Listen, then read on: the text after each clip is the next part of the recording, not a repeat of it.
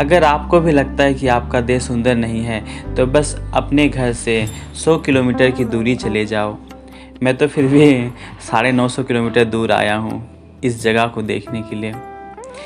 कभी कभी हमारे जीवन में एक फ़ैसले 100 चीज़ों को बदल देता है।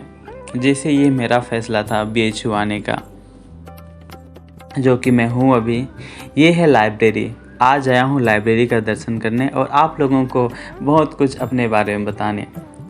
वक्त की कीमत तब पता चलती है जब आप उसके साथ साथ चले, क्योंकि आप रुकेंगे तो वो नहीं रुकेगी। वैसे ही BHU धड़ाधड़ समय के साथ बहुत तेज़ी से चलती हैं। यहाँ की क्लासेस, यहाँ की सारी चीज़ें बड़ी तेज़ी से चलती है कि आपको उसके साथ चलना पड़ता है।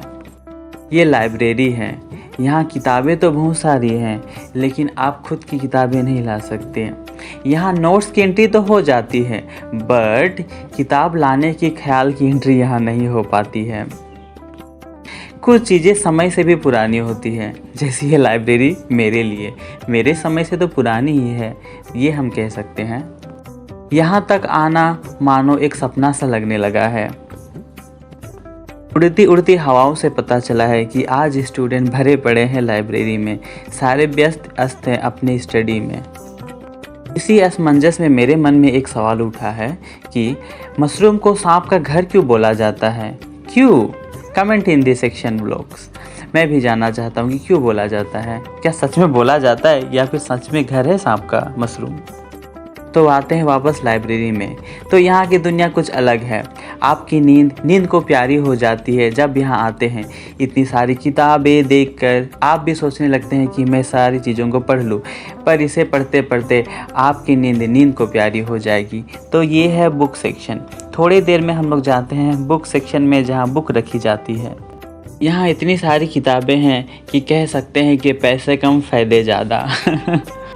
तो मैं अपने माया जाल से निकल के वास्तविकता की ओर बढ़ने लगा इस किताब सेक्शन को देखने के लिए, यानी कि बुक सेक्शन। जैसे ही किताब की गली में मैंने एंट्री करा तो जहाँ तक देखा वहाँ तक हरियाली ही चमक रही थी, यानी किताबों की। जहाँ धर्मेंद्र भी व्यस्त था अपने मन को शांत करते हुए इस किताब को देखते हुए। बचपन में आपको किताब पढ़ने का मन नहीं करता हुआ होगा, पर इस लाइब्रेरी में आके आपको ज़रूर पढ़ने का मन करेगा सबको देखने के बाद। शायद ये भी पता ना हो कि जीवन में करना क्या है, लेकिन ये खूबसूरत बेशुमार जगह देख के आपको भी पता चल जाएगा और ज्ञान का अवगत हो जाएगा कि अच्छा ये करना है मुझे। लाइब्रेरी की किताब देखकर मुझे लगने लगा कि मैं भी किसी किताब के कहानी की किरदार की तरह हूँ और कदम दर कदम पन्ने पलटते जा रहा हूँ। इसी असर में बेअसर मैं चलने लगा इधर उधर, जो कि ऊंची दुकान फीकी मकान। मुझे लगने लगा सारी किताबों को देखकर इतनी ऊंची ऊंची इमारतों के ऊपर बुक रखा है कि हम लोग हाथ पहुंच भी नहीं सकता। खैर क्या करें, कभी कभी जीवन में कुछ मौके एक ही बार मिलती है, उसमें यह मौका था मेरे लिए किताबों को देखने के लिए। तो हम इधर उधर घूमने लगे।